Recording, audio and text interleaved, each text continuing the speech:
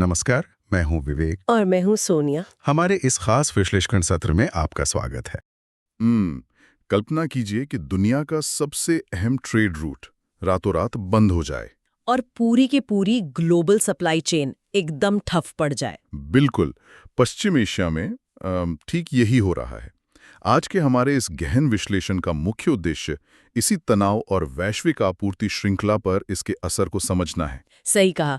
और इसकी गंभीरता की तुलना ना लोग सीधे कोविड महामारी से कर रहे हैं। स्वास्थ्य के नजरिए से नहीं। हाँ, स्वास्थ्य के नजरिए से नहीं, बल्कि उस सतर्कता और एकजुटता के संदर्भ में जिसकी आज पूरी दुनिया को जरूरत है। हाँ, क्योंकि इसका सीधा असर वैश्विक शेयर बाजार और हमारी अर्थव्यवस्था पर हो रहा है। तो चलिए इसे थोड़ा विस्तार से समझते हैं।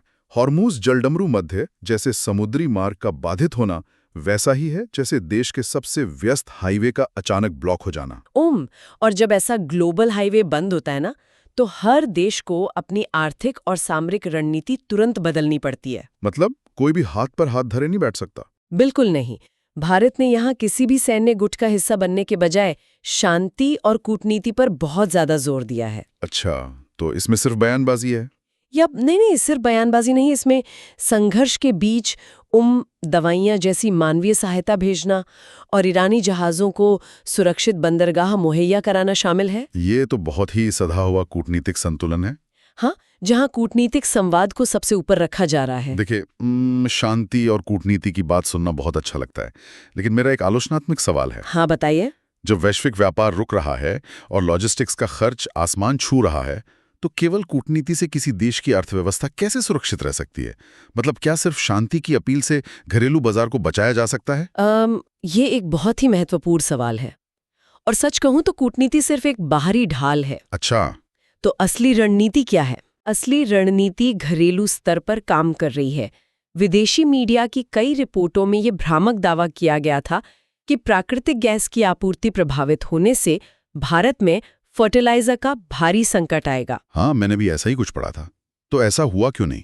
क्योंकि कच्चे माल के लिए तुरंत वैकल्पिक सप्लायर्स के साथ लंबे समय के कॉन्ट्रैक्ट कर लिए गए और रिफाइनरियों को पूरी क्षमता पर चलाया गया। अरे वाह, मतलब संकट के बावजूद उत्पादन बढ़ा लिया गया। बिल्कुल, वैश्विक गैस संकट के बावजूद घरेलू उर्वरक उत्पादन बढ़ गया और किसानों के लिए कीमतें कम रहीं। ये तो बहुत बड़ी राहत है। हाँ, और इसके साथ ही ऊर्जा सुरक्षा के लिए रणनीतिक पेट्रोलियम भंडार का इस्तेमाल किया गया। विदेशी तेल पर निर्भरता घटाने के लिए पेट्रोल में इथेनॉल ब्लेंडिंग को भी काफी तेज कर दिया गया। यहाँ बात बहुत दिलचस्प हो जाती है। मतलब बाहर तूफान है, लेकिन अंदर ढाल तैयार की जा रही है।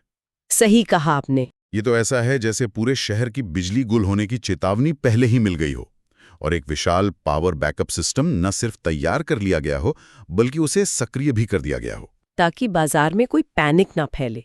ये तुलना स्थिति को बहुत अच्छे से स्पष्ट करती है। तो बुनियादी ढांचा और कृषि तो सुरक्षित हो गए, लेकिन इस बदलते हुए आर्थिक परिदृश्य में आम नागरिक का क्या? आपका मतलब है कि नौकरियों पर क्या असर पड़ रहा है? हाँ, बिल्कुल। जब ग्लोबल सप्लाई चेन में इतनी उथल-पुथल हो, तो भविष्य कैसे प्रभावित हो रहा है? देखिए, सप्लाई चेन में बदलाव का सीधा असर नई स्किल्स की मांग पर पड़ता है। जब छोटे रास्ते असुरक्षित हो जाते हैं ना, तो जहाज़ों को अफ्रीका का पूरा चक्कर लगाकर आना पड़ता है। जिससे कंपनियों का खर्च और समय दोनों बहुत बढ़ जाते होंगे। एकदम सही। ऐसे में नए रास्तों का और खर्च का सटीक अनुमान लगाने की जरूरत रातों रात पैदा हो जाती है। अच्छा, तो इस सब का क्या मतलब है? निष्कर्ष बिल्कुल स्पष्ट है। रणनीति दो तरफा है। हाँ, बाहर एक शांतिपूर्ण कूटनीतिक रुख और घर के अंदर मजबूत आत्मनिर्भरता। बिल्कुल, चाहे वो खेती के लिए फर्टिलाइजर का कुशल प्रबंधन हो या बदलते जॉब मार्केट के लिए डेटा एनालिटिक्स जैसी नई स्किल सीखना। किसी भी भू राजनीतिक संकट से निपटने का यही सबसे व्यावहारिक तरीका है।